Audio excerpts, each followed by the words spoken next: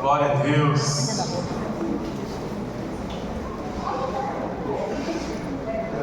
Boa noite, a paz do Senhor. Parabéns, mamães. Somos muito gratos a Deus pela vida de vocês. Eu quero já ir chamando nossas crianças até 9 anos, que as nossas crianças possam ir já caminhando lá para trás. Pode, enquanto as mamães terminam de receber suas lembrancinhas aí. Todas receberam, amém? Ficou alguma mamãe sem aí a lembrancinha? Isso, as mamães presentes, né? A gente pensa, mas a mãe do amigo, a mãe do primo, minha tia, né? Mas para você que está aqui hoje, glória a Deus. Saúde a igreja com a graça e a paz do Senhor Jesus. O que tem fé e ama Jesus, diga amém. Glória a Deus, glória a Deus. Eu quero compartilhar uma palavra com o seu coração. E nessa noite assim tão especial, eu quero compartilhar uma palavra que está no primeiro livro de Samuel. E eu quero que você acompanhe comigo. Eu fico muito feliz, irmãos, de pregar a palavra. No início do meu ministério, eu tinha uma dificuldade imensa de pregar. Então eu gostava mais de cantar do que de pregar, porque era o meu lugar mais tranquilo, entre aspas. A gente sempre fica muito nervoso de cantar, mas eu amo pregar. E toda oportunidade que eu tenho de ministrar a palavra, eu faço questão de estar. E hoje eu queria compartilhar com vocês, mamães aqui, sobre mamãe, que ela já se comportava como mãe sendo estéril. Isso é muito sério, que é a Ana. Então hoje eu quero compartilhar uma palavra no seu coração. Quero, jovem, você me ajuda, jovem? Prega junto comigo aqui. Clarinha, pega um copo de água para o seu pai para mim, fazendo um favor. Quero que você abra sua Bíblia comigo no primeiro livro do profeta Samuel, no capítulo 1, a partir do verso 1. Deixa a sua Bíblia aberta aí, porque às vezes nós temos algumas perguntas. Por exemplo, por que hoje comemora-se o Dia das Mães? Aqui no Brasil, o Dia das Mães foi oficializado como um dia, o segundo domingo de maio, em 1932, por Getúlio Vargas. Mas antes disso, em 1914, já havia uma cultura no sul do país de honrar as mães, ali por volta do mês de maio. Mas isso se tornou um costume, depois se tornou uma data agora comercial, né? A gente dá presente para as mamães. Mas hoje eu queria falar sobre as atitudes de Ana, que foi uma mulher que sonhou ser mãe, mas ela se comportou como uma mãe antes de ter filhos. E o que ela fez ensina para todos nós muitas coisas. E eu quero compartilhar com você. Ana, ela teve Samuel por volta do ano 1090 a.C. E naquele tempo, o ano de 1090 a.C., as mulheres eram tratadas assim. Elas eram objetos dos seus maridos. Para suas famílias, elas eram como uma fonte de renda por causa dos seus dotes que eram pagos por elas. Ana, ela se tornou esposa de Eucana. Mas ser esposa de Eucana não era tudo que a fazia feliz, porque ela sonhava em ter filhos. Mas ela não tinha filhos. E não ter filhos para aquele tempo, que é importante para nós que estejamos contextualizados, entendamos que naquele tempo o filho ele funcionava como uma garantia de que aquela mulher não passaria fome. Quem conhece a história de Ruth e Noemi sabe que Ruth é nora de Noemi e elas estão nas terras de Moabe, mas o marido de Noemi morre, os filhos morrem logo, o esposo de Ruth também morre, e elas precisam de voltar para Israel porque acabou a garantia que elas tinham de vida.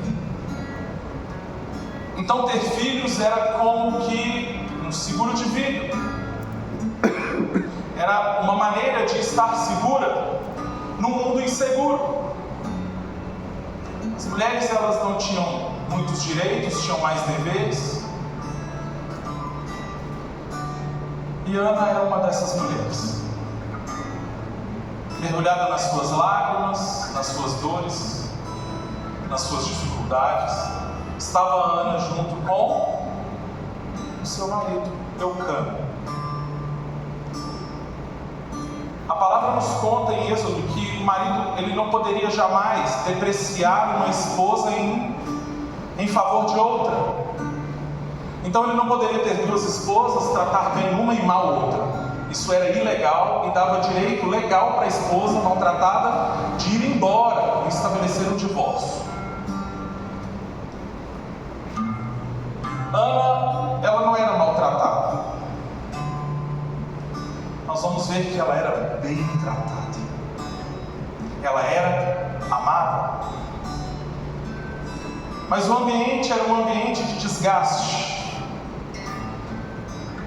Então, o homem, quando tinha uma mulher que era estéril, era comum, isso MacArthur fala nos seus estudos, que era natural que o homem tivesse uma segunda esposa para que houvesse sucessão na sua família. Mesmo que ele amasse a primeira estéril, ele teria uma segunda para que tivesse sucessão do seu nome. E no caso de Eucana, está aqui Penina, uma mulher que tem filhos, mas ela não se contenta em tê-los, ela quer se gabar deles, e isso traz muito sofrimento para ela. Então hoje, irmãos, eu quero trazer o seu coração para cá para nós aprendermos um pouco com essa mãe, porque ela saiu de estéril, a mãe de Samuel. Por que eu faço questão de identificar o seu filho? Porque Samuel é o primeiro de 5 filhos que ela tem. Na verdade são 6, porque Samuel nem é tratado mais como filho dela. Ela tem mais 5 filhos além de Samuel, porque Samuel, como todo mundo sabe, nós leremos para quem não sabe, ela entrega no Senhor. Então eu quero nessa noite, meu irmão e minha irmã, desafiar a sua fé, porque eu não sei onde você está, eu não sei em que lugar você está, mas eu quero te desafiar a aprender com Ana, porque ela foi daquela que queria tanto até ser mãe. Então nesse Dia das Mães, um dia que foi estabelecido como um decreto no Brasil, que é um decreto brasileiro, está aqui diante de nós, que nós entendemos como um dia de honra, assim como podemos ver aqui, né? Respondam aqui, mamães, vocês se sentiram honradas até agora? Amém. Esse era o propósito, alcançamos o propósito. Mas eu quero convidar todos aqui, não somente as mamães, a lerem comigo 1 Samuel, capítulo 1, a partir do verso 1, diz assim: Havia certo homem de Ramataim, Zufita, dos montes de Efraim, chamado Eucana, filho de Jeorão, neto de Eliú e bisneto de Tou, filho do Efraimita Zufi. Ele tinha 2 mulheres, uma se chamava Ana e a outra Penina. Penina tinha filhos, Ana porém não tinha. Verso 3, leia comigo. Todos os anos esse homem subia da sua cidade a Siló, para adorar e sacrificar ao Senhor dos Exércitos. Lá, Hofni e Finéias, os 2 filhos de Eli, eram sacerdotes do Senhor. Dá para você fechar os seus olhos um pouquinho? Vamos orar? Pai, nós te agradecemos.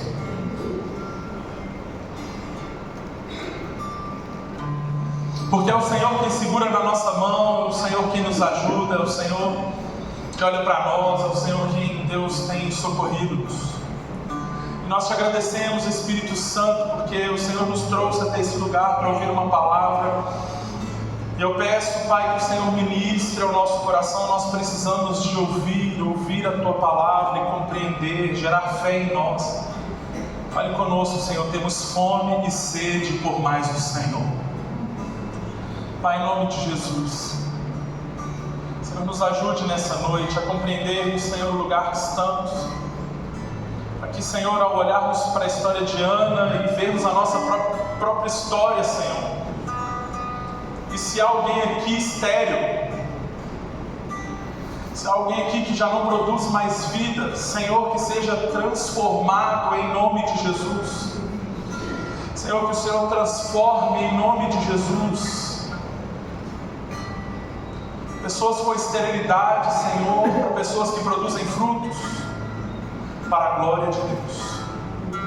Senhor, fala conosco através da Tua palavra, em nome de Jesus. Amém, amém e amém. Eucana, irmãos, ele ia adorar o Senhor. Quando o texto começa no capítulo 1, dando a descrição de quem Eucana é, nós temos que entender que ele é efraimita, Efraim da tribo de Levi. E nós temos que entender que por ser levita, ele estava indo adorar o Senhor como ofício, porque ele compreendia que adorar o Senhor era buscá-lo, ir até ele, contemplá-lo, vê-lo. E não somente isso, ele também ensinava a adoração àqueles que estavam perto dele. O texto vai nos mostrar então nesses 3 primeiros versos. Nós leremos até o 28, mas eu quero ir lendo as partes aqui e aprendendo. Eucana ia adorar o Senhor, mas é importante aqui que nós entendamos que ele ensinava para a família, porque a adoração é algo que passa de pai para filho.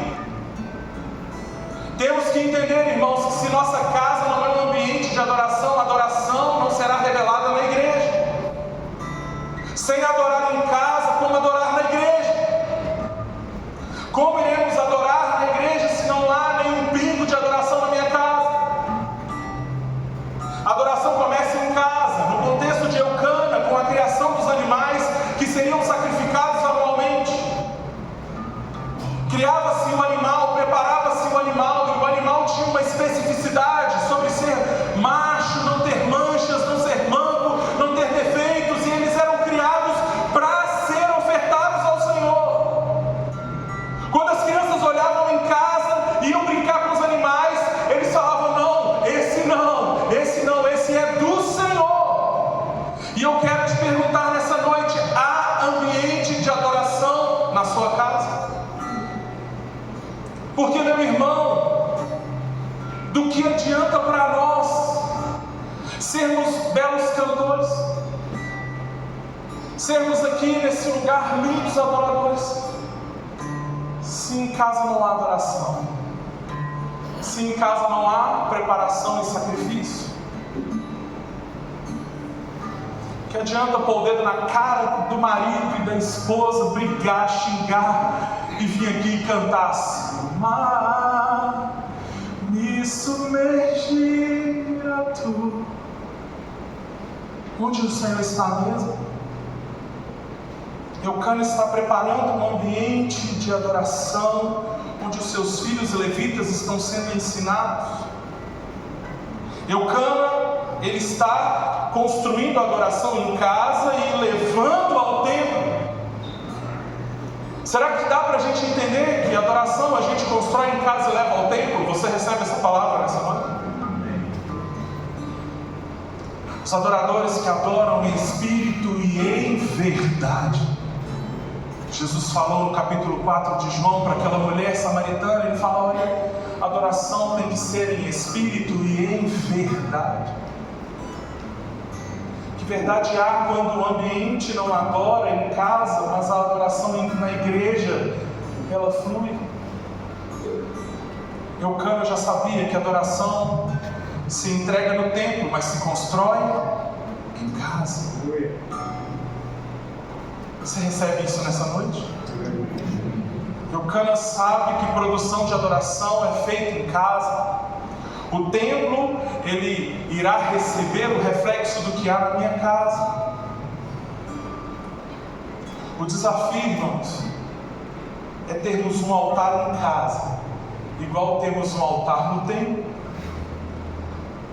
O texto diz que ele subia para adorar e sacrificar, verso 3. Adorar e sacrificar. Adorar e sacrificar. Adorar é aquilo que tem custo para nós.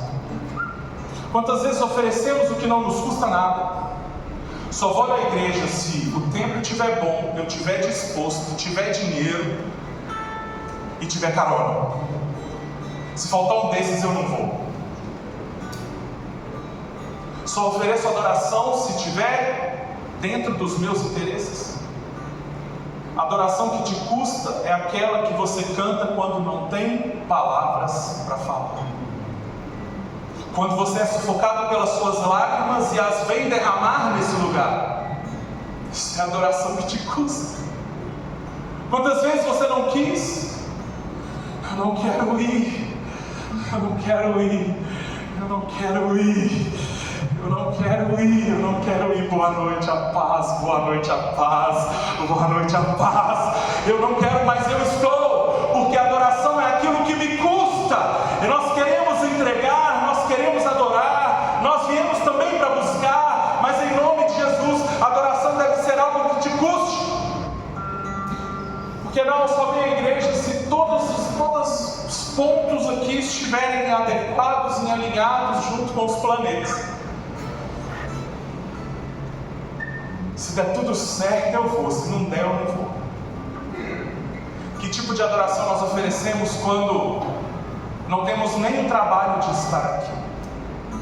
Não nos doeu o coração, eu vou.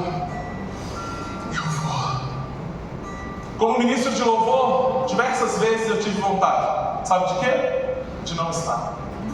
Um pregador também. Porque às vezes eu estava escalado, eu via assim: Jesus, tem compaixão da minha alma e desse corpo, Jesus. Mas não deixe de adorar. Aí a minha pergunta para você é aqui nessa noite: qual é o preço da sua adoração?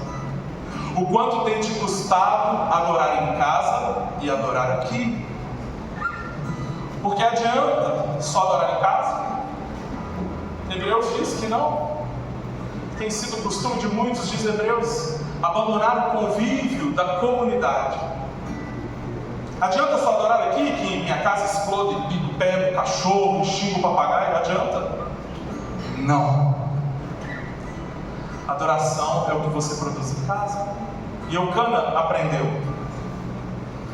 O que ele aprendeu? Nós vamos ver. Verso 4 diz assim, leiam comigo: no dia em que Eucana oferecia sacrifícios, dava porções à sua mulher Penina e todos os filhos e filhas dela. Ele dava porção para quem? Para todo mundo. Interessante, criava-se um bicho que Eucana era dono e ele poderia ir lá e oferecer ao Senhor: olha, toma aqui, Senhor, essa é a minha oferta. E eu quero que nós entendamos algo aqui sobre a oferta. A oferta, uma parte dela ficava, dependendo da oferta, principalmente, essa era a oferta de gratidão, tá, irmãos? A que era praticada, que era ofertada em família, por todos, era a oferta de gratidão. As outras ofertas de pecado, as ofertas por remissão, as outras ofertas que tinham no Antigo Testamento, elas não tinham esse caráter pedagógico, porque era só pessoal e repreensivo. O bicho está morrendo porque você deveria morrer. As consequências do que você fez levaram o sangue desse animal, e sem derramamento de sangue não há remissão de pecados. A lei nos ensina, mas Eucana está dando ofertas participadas para todos os seus filhos e dizendo: vamos adorar ao Senhor. Que tipo de oferta você tem compartilhado para adorar ao Senhor? O verso 5 diz assim: mas a Ana lhe dava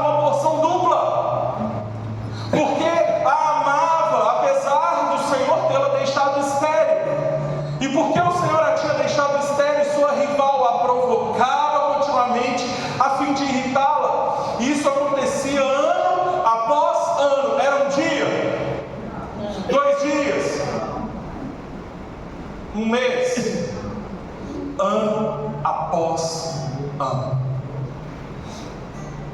Às vezes, irmãos, nos aproximamos do Senhor, nos achando injustiçados, porque queríamos uma bênção ontem e não recebemos. O verso 8 diz assim: Eucana, seu marido, lhe perguntava: Ana, por que você está chorando? Por que não come? Por que está triste? Será que eu não sou melhor para você que 10 filhos? 10, irmãos. Para o costume judaico. Mude, nos seus estudos ele vai falar assim, que o número 10 dava uma conotação de perfeição, de completude. Uma mulher que tinha 10 filhos, ela tinha um número perfeito de filhos. E o cara está falando assim: eu não sou melhor que todos os 10 filhos que seriam perfeitos para você. Eu te dou o dobro do que todos recebem. Eu amo você. Mas ela estava triste. Eucana abençoava todos com Penina. No contexto histórico aqui de Israel, era comum o homem ter essa mulher para compensar os filhos, compensar o fato de não ter filhos. Mas ele amava Ana. Irmãos, eu quero dizer algo em nome de Jesus. Se você se sentiu menos amado pelo Senhor por não ter recebido uma bênção, você está no lugar errado. Porque a bênção, ela não é uma prova que Deus te ama.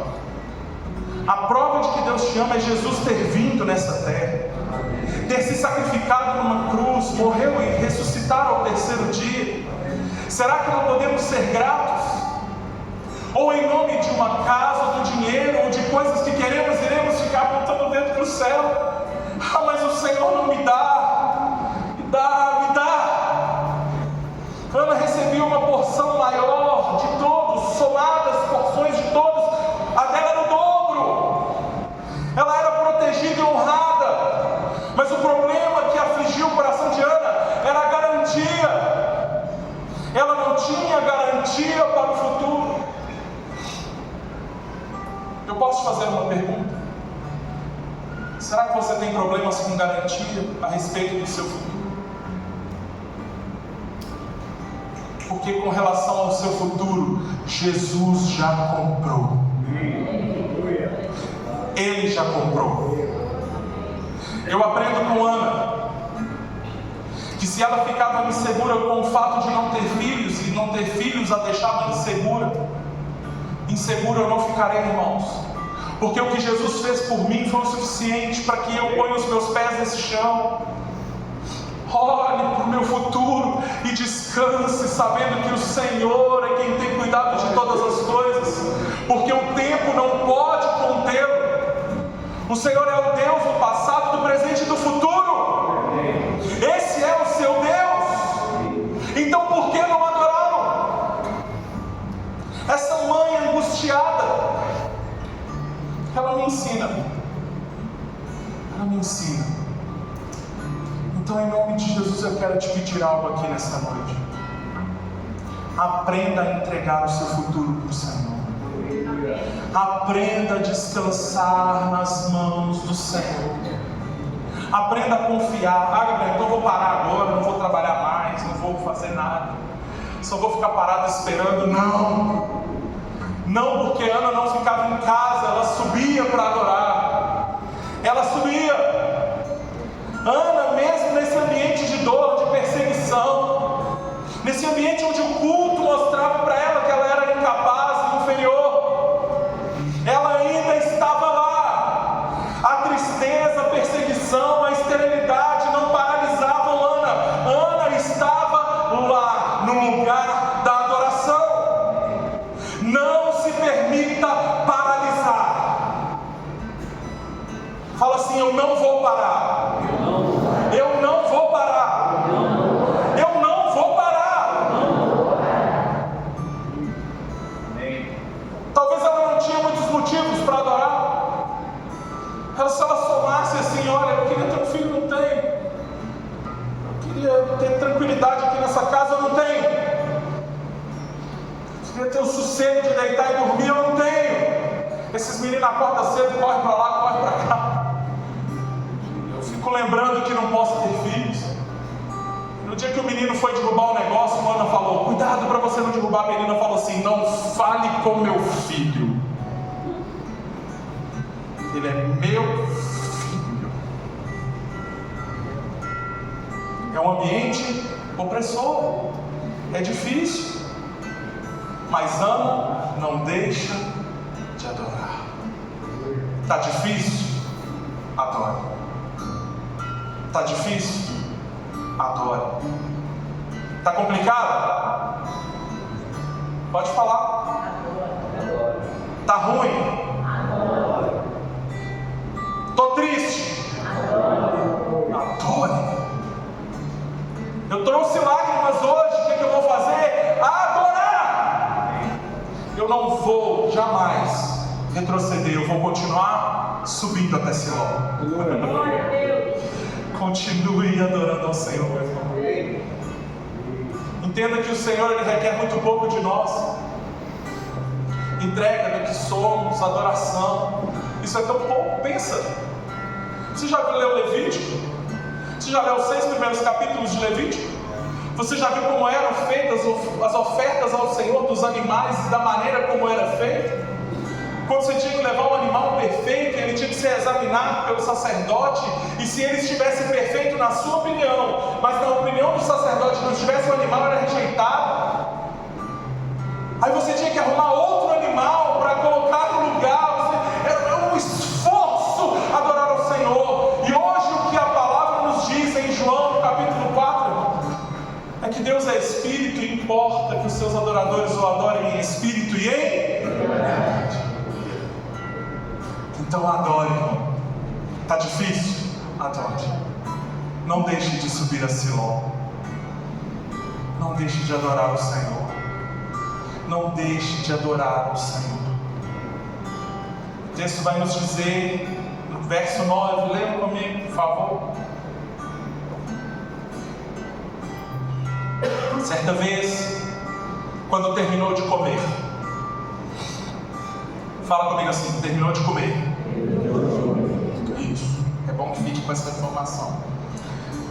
Certa vez, quando terminou de comer e beber em Siló, estando o sacerdote ali sentado numa cadeira junto à entrada do santuário do Senhor, Ana se levantou e, com a alma amargurada, chorou muito e orou ao Senhor.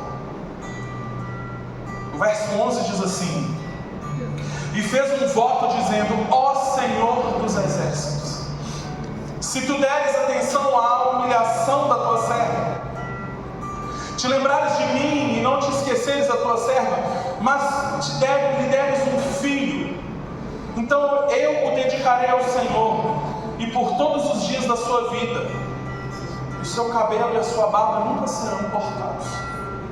Ela está dizendo assim, isso é muito poderoso, irmão. Está dizendo assim, ó: Senhor, se o Senhor me der um filho, eu vou dedicá-lo ao Senhor com um voto nazireu. Os nazireus, irmãos, eram pessoas que não tocavam em nada que tivesse uva, nem fermentados de uva. E os seus grandes cabelos e barbas os identificavam no meio da nação como pessoas que se dedicavam inteiramente ao Senhor. Samuel era esse homem, dedicado ao Senhor. Ela faz uma consagração anterior à resposta. Você entende? Ela diz assim: ele será dedicado ao Senhor quando o Senhor me der. Então o Senhor me dá uma bênção, mas eu te devolvo. Aí eu aprendo algo aqui, eu aprendo algo extraordinário aqui. Porque diante de toda dor, de toda perseguição, de toda tristeza, ela não pode retribuir ao seu marido a bondade dele, ela não dá um filho para ele. Esse ambiente de perseguição e dor. Agora no momento de almoço, todo mundo come. Sabe quando o povo vai cochilar, dá aquela cochiladinha no calor do deserto? Calorão do Oriente Médio, em Siló. O povo almoça e vai dormir, ela vai para os pés do Senhor. Às vezes, irmãos, vai ter preços que nós vamos ter que pagar, que ninguém quer pagar, que é difícil demais para as pessoas, mas você tem que se posicionar. Você vai pagar o preço que ninguém paga. é estar aos pés do Senhor quando ninguém está vendo, é buscar ao Senhor quando ninguém busca, é fazer o que ninguém faz. Mas é em nome de Jesus um posicionamento que você precisa. Tome uma atitude diante do Senhor, porque é incrível como que permanecemos inertes, paralisados, fazendo as mesmas coisas e tendo os mesmos resultados. Ana tinha uma dor, uma angústia, mas ela está indo agora na hora do almoço orar. Ela está indo fazer algo diferente. Ela está indo buscar, mas ela vai frustrada do mesmo jeito, angustiada do mesmo jeito. A questão é, às vezes esperamos estar bem, esperamos a resposta, esperamos tudo estar glória a Deus, tudo está aleluia demais para buscarmos ao Senhor. Busque ao Senhor agora, busque ao Senhor hoje, busque ao Senhor. Ah, pastor, mas eu queria fazer um voto. Faça hoje. Saia daqui em jejum, irmão. Já saia daqui posicionado. A partir de agora eu já não como só amanhã meio-dia, porque Deus, eu não quero mais ficar no mesmo lugar. A questão é que nós não temos vontade, nem desejo, nem coragem de fazer o que ninguém faz. Vá ao templo meio-dia, busque ao Senhor de barriga cheia. Quanto tempo você já orou de joelho com a barriga cheia depois do almoço? Está lá a Ana chorando, prostrada, adorando, quebrantada, dedicando ao Senhor o filho imaginário, o filho pela fé que ela terá. É a atitude do coração dessa mulher, irmãos. Ela está tocando os céus, ela está tocando a glória de Deus. Ana, ela faz um voto de dar o que ela ainda não recebeu dele. É que nós às vezes somos tão complicados. A gente nem recebeu, mas a gente é egoísta pelo que a gente não recebeu. Se Deus me der, esse povo vai ver. Quem me viu passar na prova e não me ajudou, quando me vê na bênção vai se arrepender.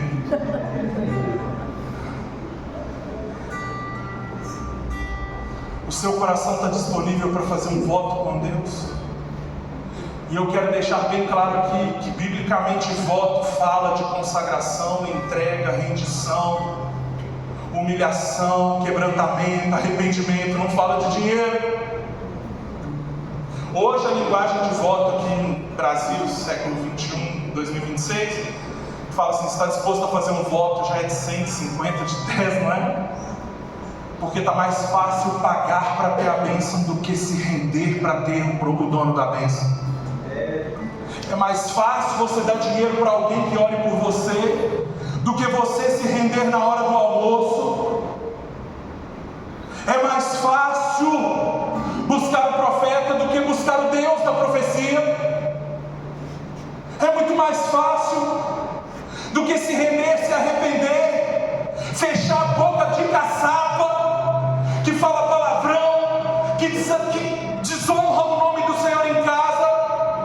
É muito mais difícil, é mais fácil dar uma oferta para alguém que se comprometa com Deus e faça por mim. Mas o que Ana está fazendo é um voto com Deus. Ela está falando do que o filho dela será sem ter o filho. Entenda que voto, meu irmão, tem um certo e fortíssimo comprometimento com o futuro. Você se compromete agora para colher frutos no futuro. Outro dia eu estava orando e eu lembrei de uma época que eu ficava fazendo uns jejum de 24 horas, irmãos. E naquela época eu fazia jejum de 24 horas, era sem água. E eu fazia jejum e trabalhava no supermercado. Irmão, quando chegava 11 horas da noite em casa, meu coração estava exultando no Senhor. Mas você sabe o que é isso, irmão? É uma dedicação que eu colho frutos ainda hoje. Talvez foi o que o Gabriel fez lá no passado, que está colocando o microfone na mão do Gabriel hoje. A questão é o que você tem feito agora para alterar o seu futuro. Qual o voto que você tem feito agora para alterar o seu futuro? Leia comigo o verso 12.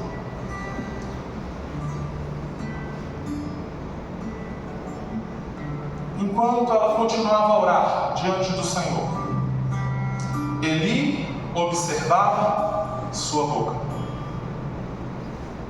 Como Ana orava silenciosamente, os seus lábios se mexiam, mas não se ouvia sua voz.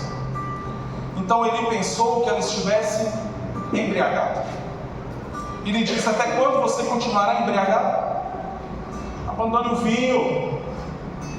Ela respondeu: não se trata disso, meu senhor. Sou uma mulher muito angustiada. Não bebi vinho nem bebida fermentada. Eu estava derramando a minha alma diante do Senhor. O sacerdote, irmãos, o homem que entendia de Deus, está vendo uma pessoa se rendendo diante dele, mas ele não consegue ver. E eu quero te ensinar algo aqui nessa noite. Nem sempre a sua rendição será identificada pelas pessoas. Elas não vão aplaudir: oh, seu jejum, oh. Parabéns, você está santificando, hein? Oh. Talvez as pessoas olhem para você quando você fala assim: não vou comer.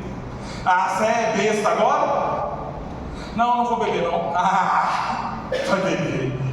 Você é vagabundo desde sempre, agora você vai querer ficar dando moral em mim aqui?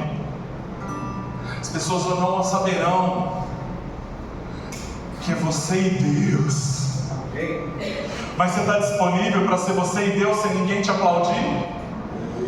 Será que você está disponível para ser você e Deus sem ninguém entender? Ele olhava para a boca dela, e ele falava: tá bêbada. Gente, olha aí, na hora do almoço, só me faltava essa. Que na hora do almoço, tadinho, aqui fazendo 1 quilo. Eu, sacerdote, gordinho igual eu, você imagina. Talvez até mais que eu. Lá sentado, vendo a mulher lá: Jesus, está bêbada. Mas ela estava fazendo algo que o profeta não entendia. Então eu aprendo algo aqui, eu quero que você guarde essa chave no seu coração e essa ferramenta. Porque buscar o Senhor às vezes deve ser solitário. Ninguém vai entender o seu particular com Deus. Ninguém vai entender a sua intimidade com Deus, a sua santificação. Mas todo mundo come, mas todo mundo faz, mas todo mundo é assim. Por que você não? É porque eu estou num momento de intimidade com meu Deus. Não precisa de me entender, só saiba, como ela disse: não se trata, meu Senhor, eu não bebi vinho, não se trata disso. Eu sou angustiado. E ela está falando com um servo do Senhor: a minha alma estou derramando diante do Senhor. Ela derramando a alma e o outro vendo uma pinguça lá. Sabe por quê, irmãos? Porque o que você faz no secreto com Deus e as escolhas que você toma em santidade pode confundir a mente dos espirituais, do crente. Aleluia. Meu irmão, em nome de Jesus, só se posicione. Pare de buscar a aprovação das pessoas, pare de buscá-las para aplaudir a sua santidade, porque não é sobre ser aplaudido ou reconhecido, é sobre buscar ao Senhor quando ninguém busca, fazer o que ninguém faz, se render em tempo e em fora de tempo. Se arrependa em nome de Jesus, vá buscar o Senhor, busque-o. Ele olhou para ela e falou assim: vai em paz. Então, se é isso, vai em paz, que o Deus de Israel conceda a você o que você pediu. Entenda algo aqui, irmão. Eli estava querendo se livrar de um problema, mas Deus não. Nossa, mulher conversando aqui, batendo papo aqui, sei lá, tá chorando aqui na porta, fazendo: porque eu sou amargurada de coração. Ah, tá bom, que Deus te conceda. Vai. A própria palavra vai nos contar a falta de visão espiritual de Eli nos próximos capítulos. Ele não consegue perceber o pecado dos seus filhos, não entende a ausência de Deus quando ele envia a arca para a guerra. Ele não via, irmãos, ele não sabia quem era Deus. No início do chamamento ali de Samuel, a própria palavra nos conta que eram raras as vezes que Deus falava. Então era um servo de Deus que não ouvia Deus. Se ele queria se livrar de um problema, o Senhor ouviu aquelas palavras e transformou a sorte daquela mulher. E entenda, nós não precisamos mais que uma palavra de Deus. Se o Senhor disser, vai, pode ir. Amém? Não, você não entendeu. Se o Senhor falar assim, vai, só vá, porque foi Ele que mandou. Aleluia. E Ele vai cuidar de você. Amém? Não é julgada porque estava buscando. Tanta humilhação, tanto quebrantamento, e ela não tinha vergonha. Eu não tenho vergonha de chorar, sabe, irmãos? Até mesmo que se eu tivesse, eu ia passar muito aperto. Eu sou tão chorão, né? Eu choro, irmãos. Choro. Principalmente na presença do Senhor. Eu quero te dizer uma coisa. Não se poupe de se humilhar diante do Senhor. Se quebre diante dele. Essa semana uma pessoa com muita sabedoria falou assim: às vezes o problema é o orgulho. Uma pessoa falou comigo essa semana. Às vezes o problema é o orgulho. A gente se acha merecedor demais, dignos de honra, de glória, de louvor e de aceitação. Ela estava sozinha, chorando, e o Senhor a viu. Você entendeu? Ela estava sozinha e chorando, e Deus a viu. O Senhor estava com ela, Ele colhia suas lágrimas. O Senhor sabia quem ela era. Então, em nome de Jesus, nunca saia de um culto do mesmo jeito.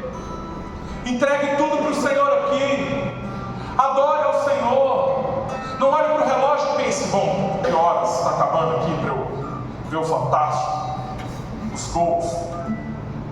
Não, que horas está acabando aqui porque eu tenho que dormir. Porque, né, sou uma pessoa ocupada. Eu quero te dizer, em nome de Jesus, não venha para aqui querendo estar em outro lugar. Não venha para o lugar de adoração querendo estar em outro lugar. Apenas esteja aqui, chorando, humilhado, mas esteja aqui. Porque na hora certa, no tempo de Deus, o Senhor envia uma palavra. Ela recebe uma palavra e é o suficiente. O sacerdote fala: vai, que o Senhor te conceda. O texto diz que ela levanta, que ela se levanta, e ela vai embora. Ela foi ali buscar uma palavra e ela recebeu. Ela foi lá, ela queria uma palavra de Deus, e o servo do Senhor falou, e ela foi embora com aquela palavra, e ela já foi em paz. O texto nos diz que ela, na parte B do verso 18, então ela seguiu o seu caminho, correu, e o seu rosto já não estava mais.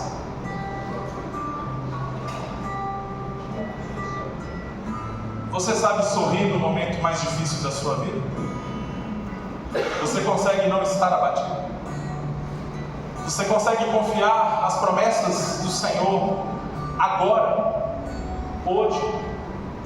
Pois essa mãe, ela confiou na promessa de Deus sobre ser mãe sem ter filho. Será que você consegue? Será que você consegue?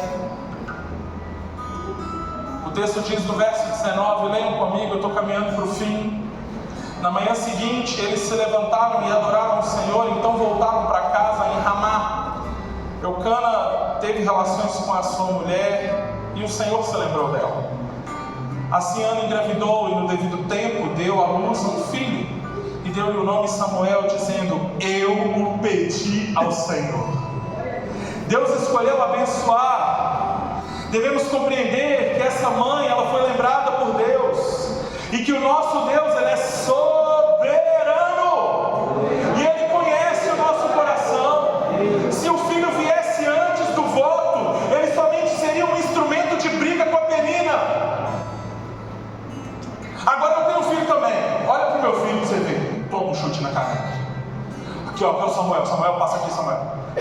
com a gentalha. Irmão, Samuel antes do voto seria só pé de briga. Sabe por que seria pé de briga? A palavra nos ensina, abre comigo em Tiago, no capítulo 4, nos versos 1 a 4, eu quero te ensinar algo precioso sobre bênção. Tiago capítulo 4, os versos de 1 a 4.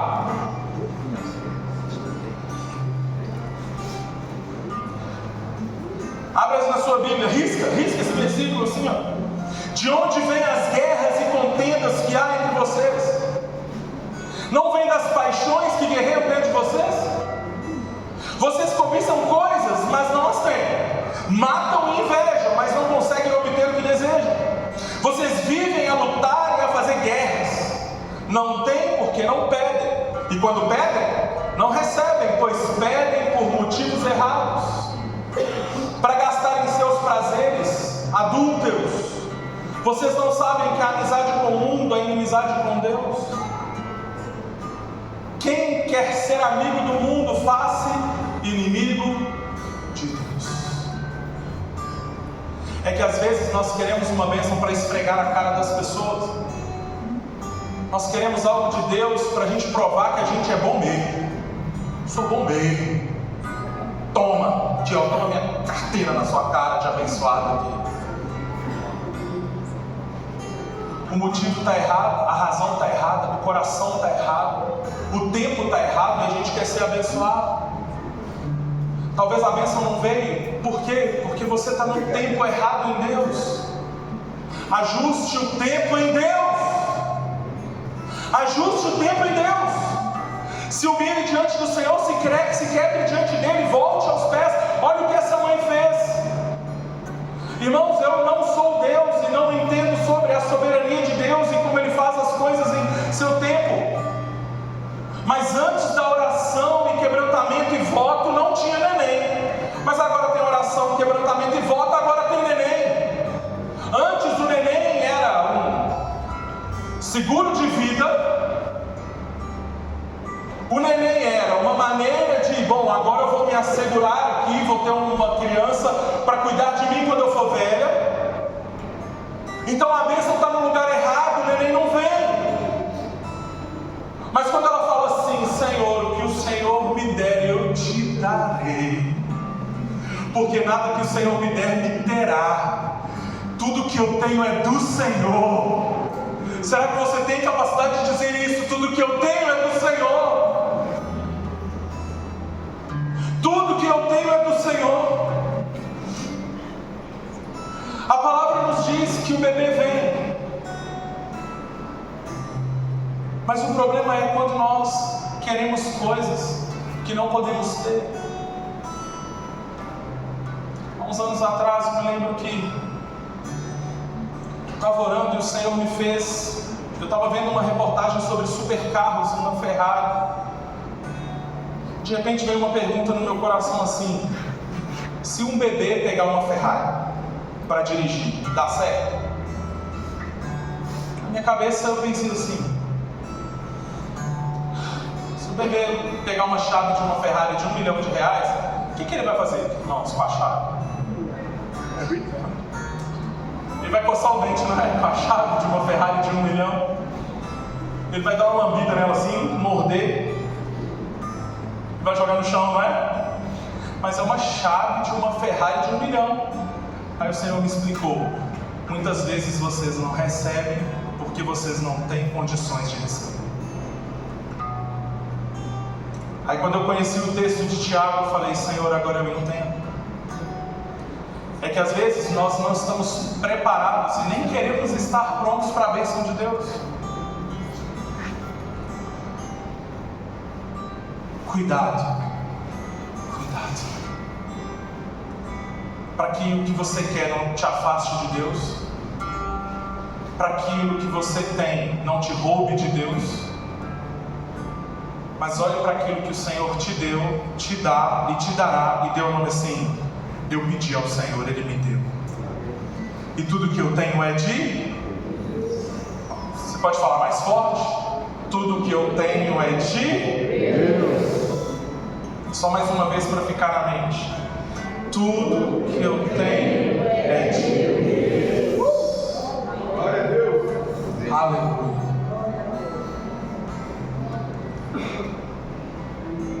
Ela dá um nome para a criança assim, ó. Eu pedi ao Senhor. É o propósito. Não esqueça de Deus no dia da resposta. Essa frase me pegou, então. Fiquei um tempo diante do Senhor pensando nessa frase. Não se esqueça de Deus no dia da resposta. Verso 21, encerrando. Quando no ano seguinte Eucana subiu com toda a família para oferecer o sacrifício anual ao Senhor e para cumprir o seu voto, percebeu que agora também tem uma informação que Eucana ia adorar como um voto ao Senhor. Ana não foi e disse ao seu marido: depois que o menino for desmamado, eu o levarei e o apresentarei ao Senhor, e ele morará ali para sempre. Como assim você está lamentando o neném, já planejando entregar ele para os outros? O verso 23, o que mais me surpreende é Eucana falando assim: faça o que parecer melhor a você. Fique aqui até desmamá-lo e que o Senhor apenas confirme a palavra dele. Então ela ficou em casa, criou seu filho até que o desmamou. Depois de desmamá-lo, levou o menino ainda pequeno à casa do Senhor em Siló, com um novilho de 3 anos de idade, uma roupa de farinha e uma vasilha de couro cheia de vinho. E eles sacrificaram o novilho e levaram o menino a Eli. E ela lhe disse: meu Senhor, juro por tua vida, que eu sou a mulher que esteve ao seu lado orando ao Senhor. Este menino que eu pedi, o Senhor concedeu-me o pedido, por isso agora eu o dedico ao Senhor. Por toda a sua vida será dedicado ao Senhor. E ali adorou ao Senhor.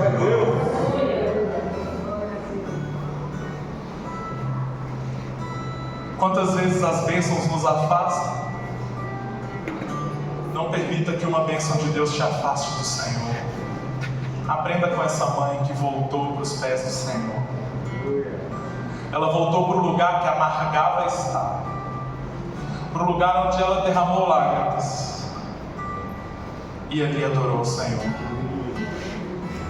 O que você recebeu, meu irmão e irmã, de Deus, pode te fazer esquecer dele? É sério isso, né?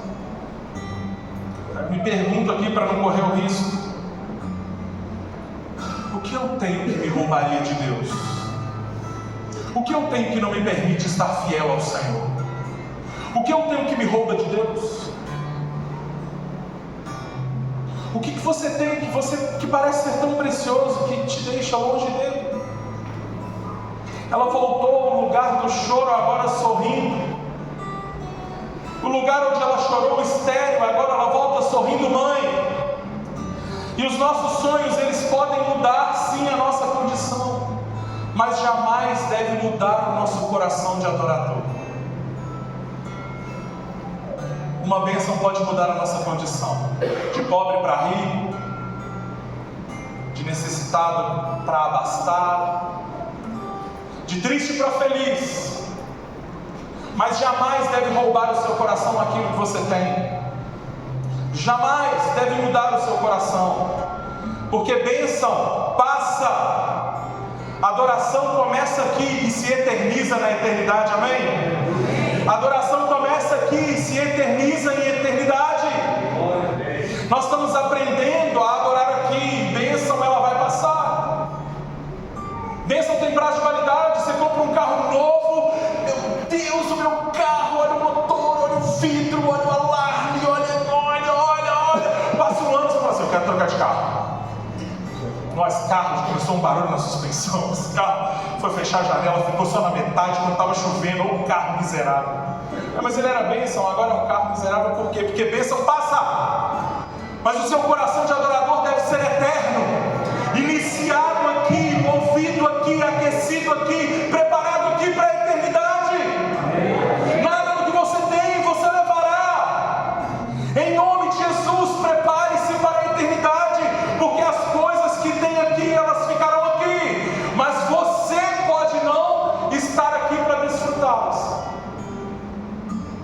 Apenas em nome de Jesus se derrame diante do Senhor.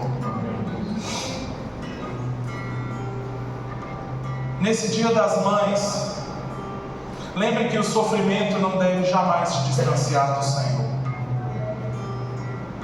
Está sofrendo? Adore. Está triste? Adore. Está difícil? Nesse dia das mães, descanse sabendo que o Senhor, Ele conhece as suas dores. Apenas não deixe de adorá-lo. Vai te custar? Vai. Mas vai custar caro? Vai, mas vai adorar. Faça um altar na sua casa, faça um altar aqui. Nesse dia especial, não permita que nenhuma bênção te roube do abençoador. Aquela mulher nos ensinou que nada que nós podemos receber ou que iremos receber deve nos roubar do Senhor, que é o abençoador. Será que você pode ficar de pé? Obrigado.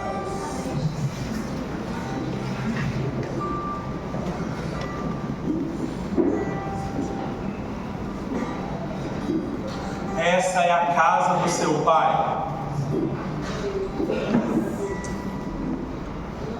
Vou falar de novo, você estava levantando, você não prestou atenção. Essa aqui é a casa do seu Pai.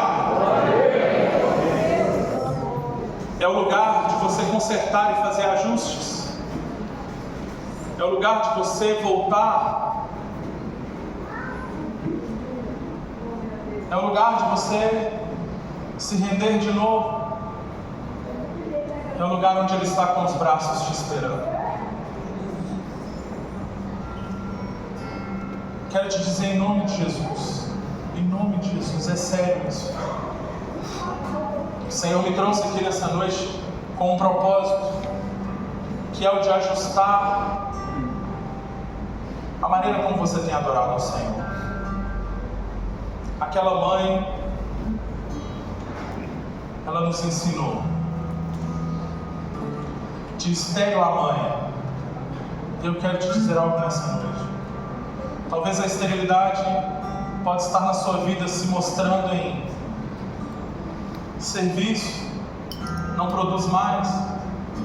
Cadê os seus dons? Cadê os seus talentos? Onde está aquele que se movia em Deus? Talvez o próprio pai está te perguntando nessa noite: cadê o meu filho? Cadê o ministério de louvor? Sobe aqui, sobe aqui.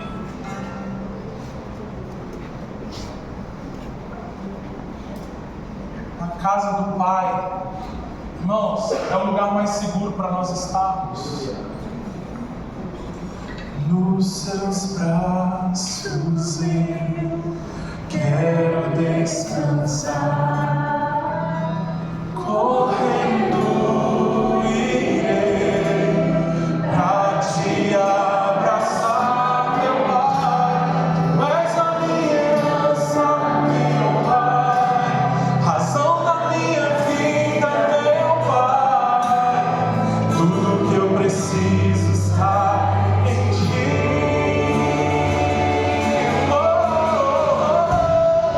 Quero estar na casa do Pai, comer em Sua mesa, meu Pai. Tudo que eu preciso está em Ti. Eu gostaria de fazer uma oração pela sua vida nessa noite. Que nesse dia das mães eu quero te dizer: você está na casa do seu Pai. Não, você não entendeu? Você está na casa do seu Pai. E se for para chorar, que chore. Se for para derramar, que derrame. Porque eu não estou aqui para julgar o seu choro, julgar a sua lágrima, julgar a sua oração silenciosa. Porque todos nós estamos aqui na mesma condição de filhos. Restaura-nos, Senhor, em nome de Jesus. Restaura o nosso coração. Restaura, Senhor, a nossa intimidade. Restaura, Senhor, o desejo, a vontade de te buscar, de enxergar a tua face, Senhor. Senhor Jesus, não queremos viver, Senhor, envolvidos e atarefados com as necessidades que temos e nos esquecermos do Senhor.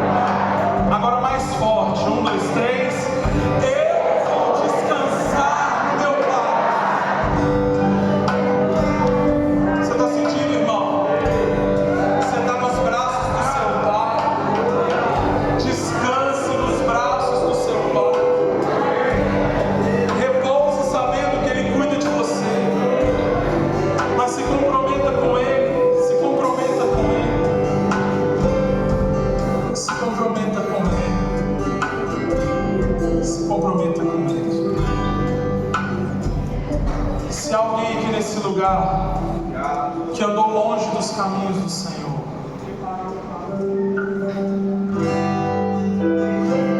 Que andou longe dos caminhos do Senhor.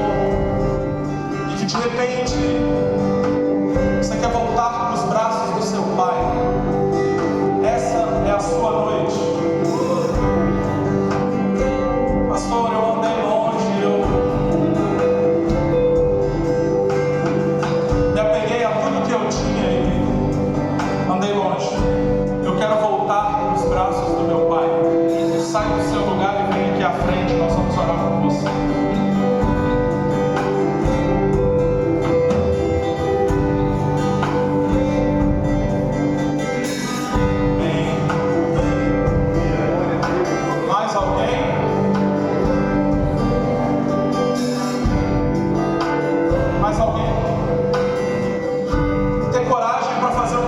Com Jesus,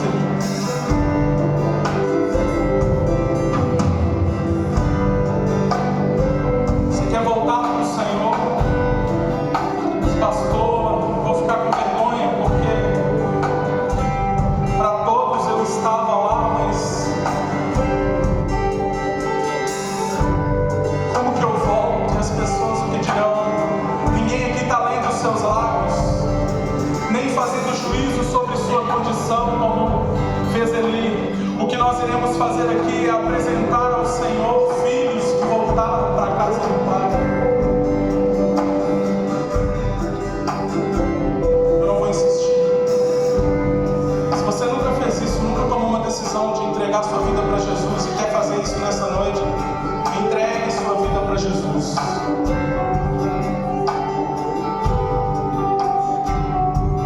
Pai, nós te agradecemos pela Eli, pela atitude corajosa da tua filha. Oramos, Senhor, pela sua família, oramos pelo Diego, seu filho. Dedicamos o Diego ao Senhor.